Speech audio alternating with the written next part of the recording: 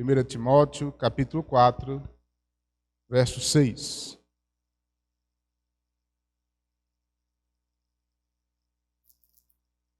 Eu vou ler, você me acompanha na leitura, que diz assim: Expondo estas coisas aos irmãos, serás bom ministro de Cristo Jesus, alimentando-o com as palavras da fé e da boa doutrina, que tem seguido, mas rejeita as fábulas profanas e de velhas caducas.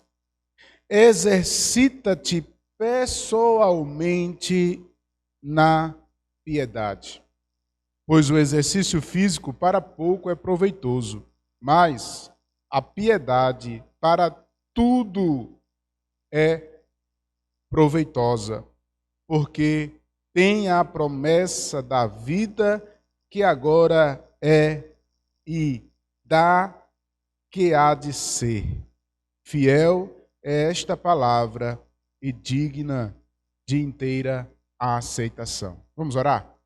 Deus, nós te louvamos e te agradecemos, ó Pai, por esse momento tão especial, onde nós temos a oportunidade de refletir nas Sagradas Escrituras, de refletir na Tua Palavra.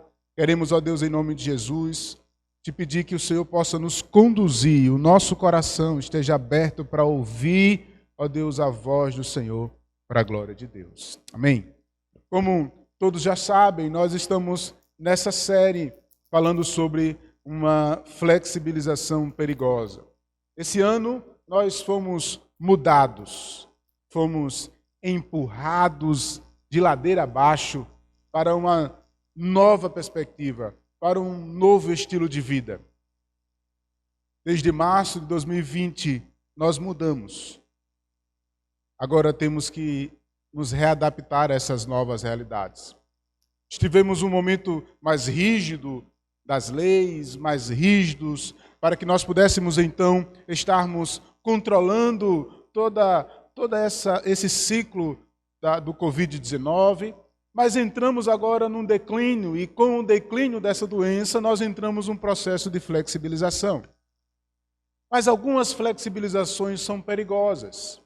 E ainda há muitas pessoas que estão com medo, até mesmo de sair, até mesmo para vir para o culto. Contudo, há coisas e há flexibilizações que realmente nós podemos fazer e temos a oportunidade com segurança de realizar. Por exemplo, nós podemos estar hoje cultuando ao Senhor com toda a segurança, com álcool em gel, com as portas abertas, com os espaçamentos. Até quando isso vai acontecer, nós não sabemos. Talvez isso seja por mais tempo que nós não temos ideia. Mas poderá mudar? Poderá, com algum tempo, as flexibilizações vai fazer a gente juntar as cadeiras novamente e estarmos mais perto uns dos outros. Contudo, é extremamente importante nós percebermos que nas nossas áreas de uma vida inteira, existem situações na vida cristã que nós cometemos algumas flexibilizações. Por exemplo, nós falamos do conceito de fidelidade, nós falamos do conceito da família, e hoje, de maneira especial, nós queremos falar do conceito de piedade. E, lendo um certo livro, é interessante perceber que há alguns autores que começam a falar sobre piedade dentro de um aspecto muito tradicional. E é interessante quando algumas pesquisas são feitas e a pergunta tão simples é feita a diversas pessoas em lugares diferentes e até mesmo de fé diferentes. E eles perguntam sobre o que significa, na sua concepção, o conceito de fidelidade. Para algumas pessoas, a piedade, na verdade, não fidelidade, né? A piedade, ela vai ser a ideia daquela pessoa bondosa. A ideia daquela pessoa que é misericordiosa. A ideia de uma pessoa que tem um caráter cristão.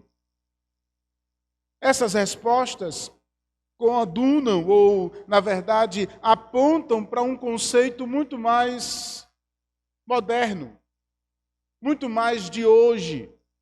Quando nós olhamos para aquela pessoa que tem um coração bom, como olhamos para aquelas pessoas que têm a prática de ser bondosas, nós olhamos para ela e dizemos assim: nossa, aquela pessoa é uma pessoa muito piedosa.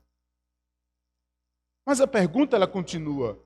Dentro do contexto bíblico, dentro da exposição da palavra de Deus, o que significa, na verdade, piedade?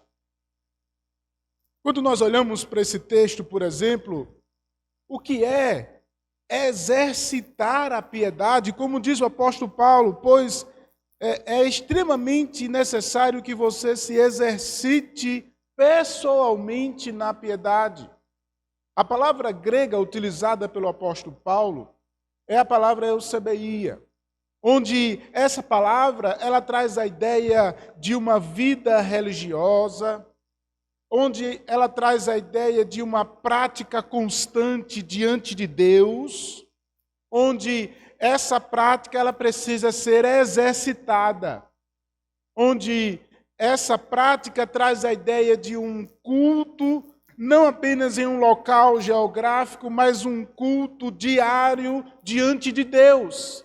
Uma pessoa piedosa é uma pessoa que tem a sua vida diante do Senhor, que o honra, que o agrada, que o serve, que faz ele conforme as Escrituras nos mandam realizar e exercita, então, todas as práticas desta piedade. Mas, irmãos, entenda uma coisa, nós somos produtos do meio e dentro de uma maioria, eu e você fomos ensinados que piedade são práticas de bondade, mas também práticas de religiosidade. Nós entendemos, por exemplo, que por causa de um conceito externo, não bíblico, mas de um conceito de uma religiosidade, nós entendemos que práticas de piedade geográficas, visíveis e com horários específicos. Nós conceituamos muitas vezes que a piedade é exercitada em locais específicos, visivelmente, para que todas as pessoas possam ver, e com horários específicos. Deixa eu exemplificar isso para vocês. Por exemplo, nós entendemos que existe um local de oração, e aí nós praticamos a prática da piedade chamada oração apenas em um local específico, porque orar na igreja é mais santo do que nos outros lugares. E tem que ter um horário específico. Precisa ser de madrugada, ou de manhã logo cedo, ou apenas no horário do culto.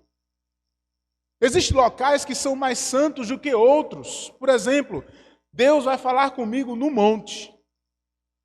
Lá a prática da piedade vai ser exercida e Deus vai se revelar.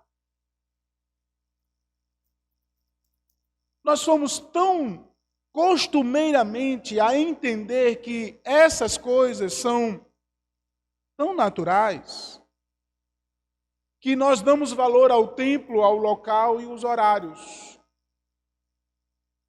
Mas a pergunta continua para nós será que piedade tem a ver com isso?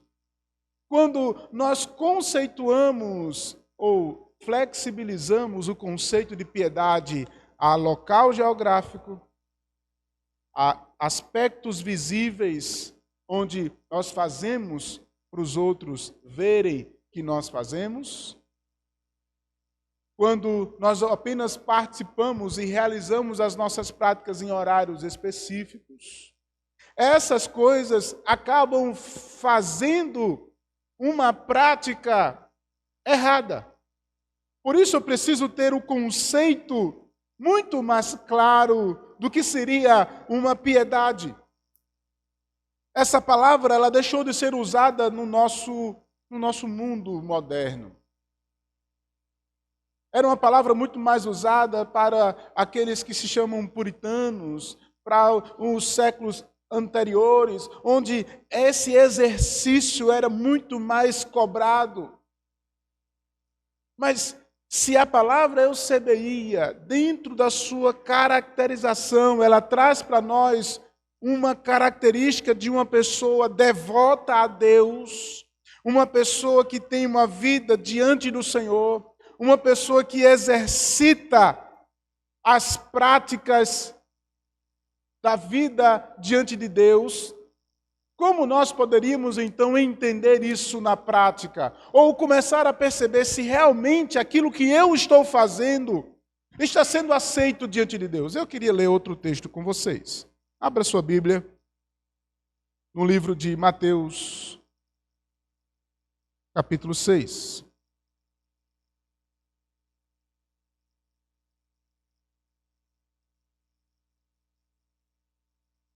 O livro de Mateus, capítulo 6, nos conta exatamente uma biografia. Mateus, o Evangelho, os Evangelhos nos contam exatamente uma biografia do próprio Filho de Deus. A sua missão na prática. E no capítulo 6, nós temos então algumas práticas sendo combatidas por Jesus. E eu posso chamar essas práticas de piedade, do exercício em que o apóstolo Paulo insta o seu filho na fé, Timóteo, o texto que nós acabamos de ler, para ele poder exercitar. Então, eu vejo Jesus agora dizendo no capítulo 6, verso 1, a seguinte frase: guardai-vos de exercer a vossa justiça diante dos homens, com o fim de serem vistos por eles. De outra sorte, não tereis galardão junto do vosso Pai Celestial. Olha o que é que Jesus ele começa a falar de algo que ele já diz anteriormente. Anteriormente, no capítulo 5, ele começa a falar dos juramentos, de uma vida diante de Deus, de uma prática, do casamento, do amor ao próximo. Mas ele entra agora no capítulo 6 falando dessa prática da justiça. E ele começa a dizer assim, olha, não é necessário que vocês sejam vistos de todos. Mas o que é que ele quer concluir com essa ideia? Ele vai dizer no versículo 2 em diante, ele vai dizer, por exemplo, quando, pois, deres esmolas, não toque trombetas diante de ti. Não fazem os hipócritas nas sinagogas e nas ruas para serem glorificados pelos homens. Olha só o que aqui Jesus está dizendo. Olha, ele está ensinando aos seus discípulos. E o exemplo dos seus discípulos é exatamente a ideia do que ele chama de hipócritas. Os hipócritas aqui, irmãos, são aqueles que estão nos templos, chamados de sinagogas, nas ruas, mostrando as suas práticas. E uma dessas práticas é a prática de dar esmolas, de ser bondoso, de dar, porque à medida que ele está dando, ele está mostrando para os outros que ele é um cara melhor do que os outros. Jesus olha para esses exemplos e diz assim, não seja como estes. Ele diz, em verdade vos digo que eles já receberam a sua recompensa. As pessoas que vivem com a sua prática de piedade externa, com a ideia de ser visível, com a perspectiva de um conceito flexível, errado, em que você precisa mostrar para os demais que é melhor do que eles, que tem uma espiritualidade melhor, que ora mais do que os outros, que é mais santo. Esse tipo de pessoas já tem as suas recompensas quando as pessoas os reverenciam. Mas não tem a recompensa da parte de Deus. Olha só que o texto. Em verdade vos digo que eles já receberam a sua recompensa. Tu, porém, ao dar esmola, ignora a mão esquerda o que faz a tua mão direita, para que a tua esmola fique em secreto e teu pai, que vê em secreto, te recompensará. Jesus, ele mostra um exercício, uma prática da piedade totalmente diferente daqueles que querem ser visíveis. Você não precisa mostrar, você não precisa se revelar, porque eu preciso estar fazendo isso diante de Deus. E em secreto Deus nos recompensará. Ele não para por aí, olha só o verso 5 em diante, que ele vai falar exatamente da prática da oração. Outra prática, ele coloca lá a ideia da bondade, da ideia de dar. Ele vai colocar agora a prática da oração, quando ele começa a dizer, e quando orares, outra prática que é extremamente importante, que é exatamente algo que a igreja ela não pode deixar de exercitar.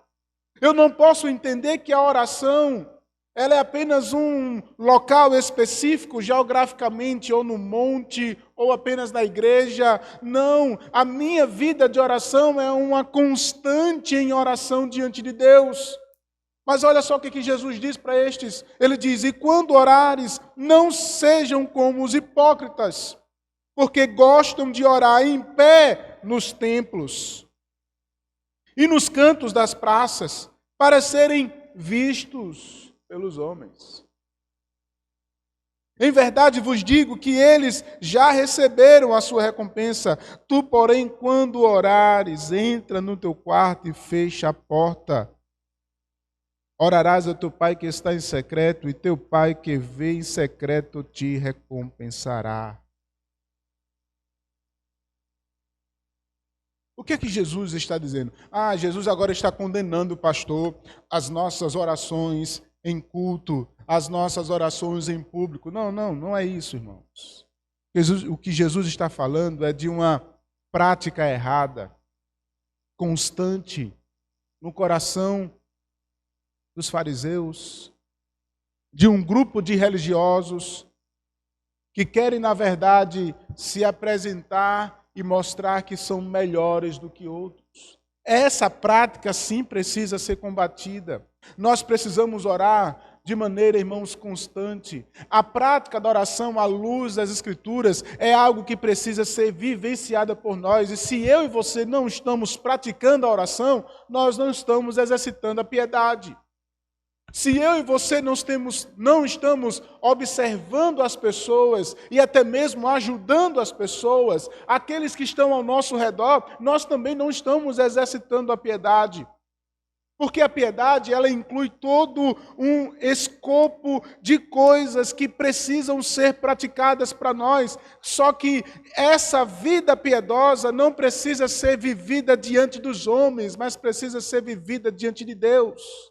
Ela não precisa ser amostra para todas as pessoas, para que as pessoas olhem para você e digam assim, nossa, que homem bondoso, nossa, que mulher abençoada. Não. Contudo, quando eu olho para isso, eu percebo a exigência de uma vida em que eu preciso fazer, façam. Não é para nós não fazermos, pelo contrário, eu preciso exercitar isso. Quantas vezes nós somos tão amarrados e não conseguimos ajudar seu ninguém? Lembra agora na tua cabeça quantas pessoas tu ajudaste essa semana? Ou quantas pessoas você dobrou o seu joelho para você orar de verdade e dizer, Deus, tem misericórdia de fulano, tem misericórdia de cicrano, Deus vai ao encontro dessa pessoa. Quanto tempo você gastou em oração e quanto tempo você gastou com o teu trabalho e com a tua televisão? Se nós colocássemos, irmãos, isso em pauta, nós iríamos dizer, nossa, como eu estou muito mais parecido com os hipócritas do que com os discípulos de Jesus. Porque nós somos tendenciosos a viver de aparência. A estar no local geográfico, culto, monte. A estar em horários específicos. A se mostrar para as pessoas. Esse conceito não é um conceito bíblico. Mas eu não quero só ficar nas minhas palavras. Vamos olhar mais o que é que Jesus diz. Olha lá. Olha o que é que Jesus diz aqui. Verso 16. Olha o verso 16. Quando jejuares, não mostreis constrangidos como hipócritas, porque desfiguram o rosto com o fim de parecer os homens que jejuaram. Em verdade vos digo que eles já receberam a sua recompensa. Tu, porém, quando jejuares, unge a cabeça e lava o rosto com o fim de não parecer que os homens que jejuam, e sim o teu Pai em secreto, que vem em secreto, te recompensará. A outra prática, seja uma pessoa bondosa, interessada na ação, em auxiliar as pessoas, seja na prática da oração, agora seja na prática do jejum. Quantas vezes eu e você tivemos a oportunidade de dizer assim, nossa, hoje eu estou jejuando, e quer demonstrar isso para as pessoas que você está exercitando uma prática de piedade, uma prática religiosa, uma prática diante de Deus, com objetivos específicos, mas ao mesmo tempo de dizer, eu faço, você não está fazendo. Olha lá, continua o texto. Verso 19. Não acumuleis para vós outros tesouros sobre a terra, onde a traça e o ferrugem corrói, onde o ladrão escava e rouba, mas ajuntai para vós outros tesouro no céu, onde a traça nem ferrugem corrói, onde ladrões não escavam nem roubam, porque onde está o teu tesouro, aí está o teu coração. Irmãos, quando eu olho para esse texto, eu percebo que, por muitas vezes, a nossa vida, ela é clara, transparente, mesmo que a gente não queira transparecer. Mas Jesus inicia aqui um novo estilo de vida, um novo estilo de piedade, em que o seu povo ele não compreendeu a prática e eles estavam vivendo alguma coisa diferente. E esse texto nos chama a atenção para exatamente dizer assim, onde está o teu coração? Aí está o teu tesouro. Onde está o teu coração? Aí está o teu tesouro. Se o meu coração, irmãos, não está em Deus, as minhas práticas, elas serão para os homens. Mas se o meu coração, o meu tesouro está em Deus, a minha vida ela toma um rumo diferente, onde tudo que está ao redor de mim reflete a glória e a missão de Deus. Nós somos tradicionais, porque viemos de uma tradição, na sua maioria católica, onde nós reverenciamos as lideranças, onde nós reverenciamos os templos, onde nós reverenciamos as práticas que são vistas. Adentramos a uma nova perspectiva bíblica e por muitas vezes o que acontece é que nós continuamos com o conceito de piedade católica, onde a nossa piedade vai ser exercida de maneira vista, em um local específico, com horários específicos, e especialmente para mostrar a algumas pessoas. E parece que hoje, na era da rede social, do Facebook, do Instagram, muito mais agora com os selfies.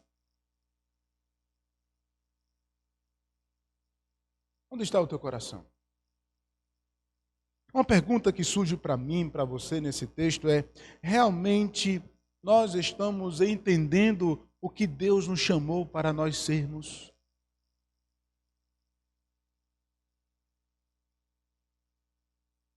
E aqui eu venho para a minha terceira parte desse texto, quando eu falo de missões. Da missão da igreja. Nós temos caminhado sobre esses três conceitos: um conceito flexibilizado, uma prática errada e uma missão da igreja. Quando eu olho para essa prática da piedade, eu entendo claramente que Deus nos chamou para sermos dele. Deus nos chamou para sermos luz para as nações. Deus nos chamou para vivermos para a sua glória em um ambiente onde as pessoas não conhecem Deus. Mas o que nos parece que, por causa das práticas que nós aprendemos anteriormente, nós continuamos a essas práticas, mas agora com uma nova roupagem. Voltamos para dentro das próprias paredes para nos apresentarmos uns aos outros, para dizermos que somos às vezes melhores do que os outros, que eu estou orando mais, ou que eu estou contribuindo mais, ou que eu estou fazendo mais. Parece que nós estamos servindo a dois senhores. E olha o que é que o texto diz. Verso 22. São os olhos a lâmpada do corpo. E se os teus olhos forem bons, todo o teu corpo será luminoso. Se, porém, os teus olhos forem maus, todo o teu corpo estará em trevas. Porque tanto caso a luz em ti sejam trevas, que grandes trevas serão. Ninguém pode servir dois senhores, porque ou há de aborrecer um e amar o outro, ou se devotará a um e desprezará o outro. Não podeis servir a Deus e às riquezas. O que nos aparenta é que nós vivemos uma missão dupla, onde nós estamos vestindo capas e entrando dentro dos templos, e tirando capas e entrando no mundo.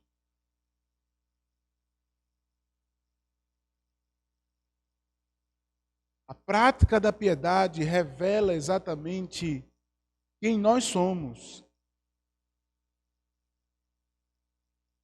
na sociedade em que nós vivemos. Mas com a motivação certa, é de levar as pessoas a conhecerem a Deus. Se nós voltarmos aqui para Timóteo, se você voltar para Timóteo, olha só o que é que Timóteo vai dizer. O que é que o apóstolo Paulo vai dizer a Timóteo? Ele diz assim: expondo estas coisas, irmãos, serás bom ministro de Cristo. O exercício da piedade nos faz sermos, irmãos, ministros, servos do Senhor Jesus Cristo, aonde nós estamos inseridos. Seja numa escola que você trabalha, seja num PSF onde você está trabalhando, seja numa padaria, seja no local do seu trabalho, seja onde você estiver, na sua família, com as pessoas que te conhecem antes de Cristo, depois de Cristo. No caminho onde você está passando, as pessoas vão começar a olhar para você e você vai ser um bom ministro de Cristo. Onde você vai estar no meio deles e não se destacando por ser melhor do que eles, mas apresentando o seu Senhor, honrando a Ele, porque agora nós somos servos de Cristo. É interessante pensar que pessoas querem muitas vezes estarem na igreja orando, mas fora da igreja não querem colocar a mão em pessoas para orar. Não querem aproximar-se de pessoas para cuidar. Olha só o que o texto diz. Serás bom ministro de Cristo, alimentando com palavras de fé e da boa doutrina que tem seguido. Exercita-te na piedade, reprovando as fábulas. Mas eu só posso reprovar as falsas doutrinas se eu conhecer as doutrinas. Irmãos, eu e você fomos chamados para ser uma igreja que atrai, mas ao mesmo tempo que está inserida num cotidiano, onde a sua piedade, a sua prática, ela vai ser vivenciada não para mostrar aos crentes, mas para revelar Deus.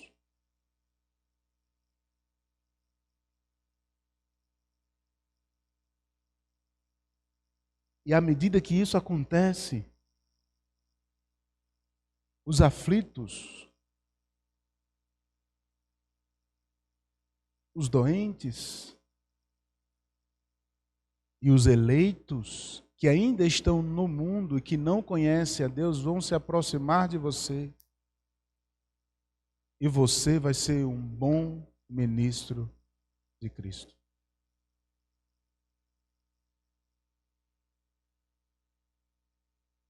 Por isso que hoje eu preciso falar do conceito de piedade. Se eu tenho uma prática de piedade onde eu entendo que a minha vida cristã ela está sendo amostras dos outros para mostrar aquilo que eu tenho feito, para mostrar que eu sou bom, que eu oro mais, eu jejum mais, você terá a sua recompensa. E a recompensa será a admiração dos homens. Mas se você tem um exercício da piedade diante de Deus, com uma vida íntegra, uma vida de oração, de culto a Deus, uma vida de culto a Deus, onde somos direcionados pelo Senhor constantemente, onde nós recebemos os mandatos de Deus para viver no meio de pessoas que não conhecem a Jesus e nós abençoarmos elas, sermos ministros de Deus. Nós vivemos uma época em onde nós só queremos ser ministrados, nós não queremos ministrar para as pessoas. E é interessante pensar que essa prática, bem exercida, faz o reino de Deus crescer.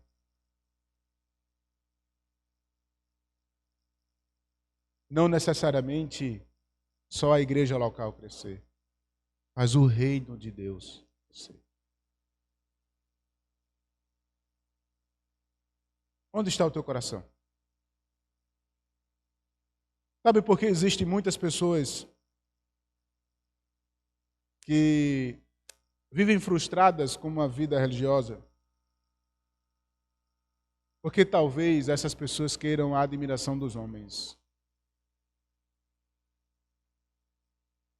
E quando eu luto para ter a admiração dos homens, é interessante que isso se apresenta muito mais como uma competição. E aí, quando eu olho para a competição, sempre tem alguém melhor do que eu.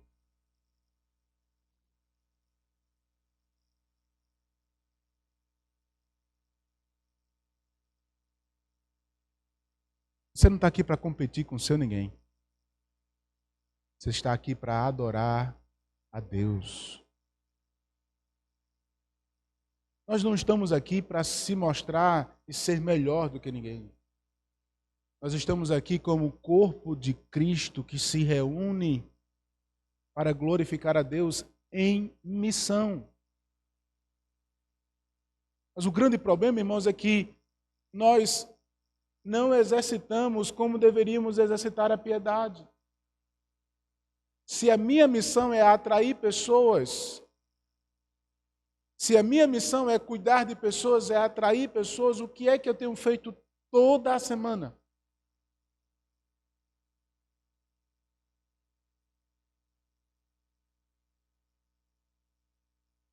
Nós estamos num estado de acomodação tão grande, irmão, mas tão grande, que nós não queremos cuidar de pessoas. Não queremos orar pelas pessoas. O individualismo da nossa época está tão grande que cada um no seu quadrado é suficiente. E não dá para exercer certos tipos de piedade dentro de um culto fechado como esse. Não. Mas, por exemplo, a piedade da evangelização e do cuidado das pessoas é refletido nesse momento quando nós não temos visitantes. Exceto o meu sogro que está aqui hoje.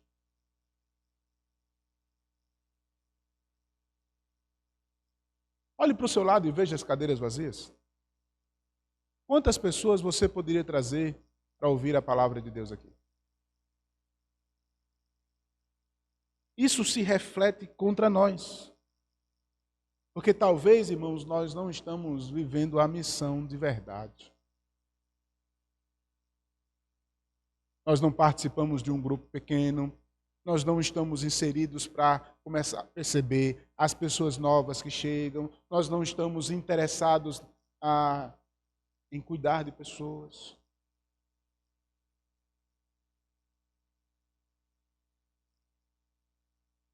O mundo secular nos diga, trabalhe, trabalhe, trabalhe. E nós vamos fazer. Tem gente que é tão fascinado pelo trabalho que trabalha de manhã, de tarde, de noite, de madrugada. Se pudesse, ele trabalhava também.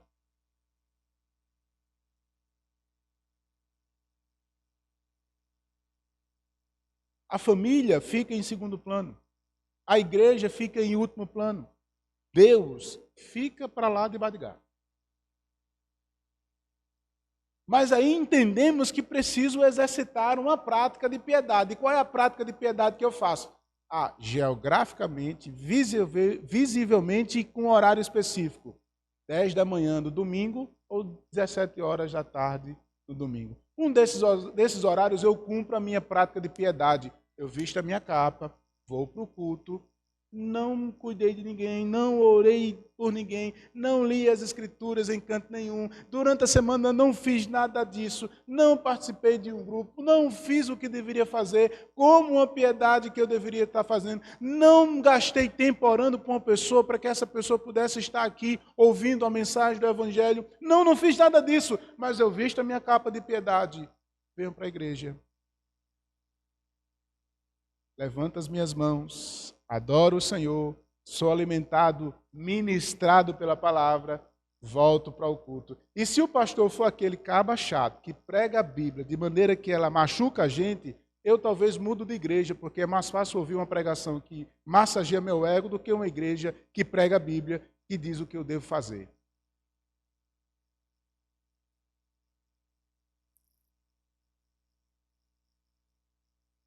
Onde está o teu coração?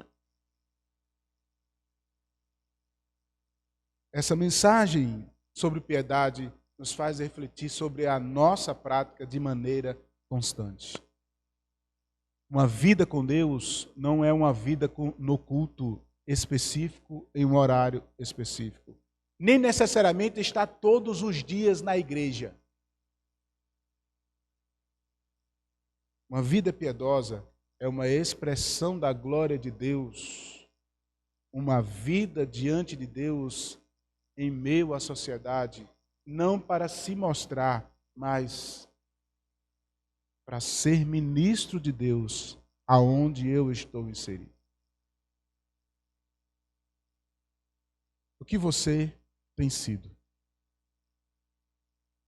Esse é o desafio de nós. Esse é o nosso desafio hoje. E o desafio para nós é nós olharmos para a nossa semana e dizer assim, qual é o momento, qual é o horário, e dizer, não é só o momento, não é só o horário. Eu vou viver para a glória de Deus. Eu vou querer se aproximar de pessoas. Eu vou esperar as oportunidades para falar de Jesus. Eu vou orar por pessoas.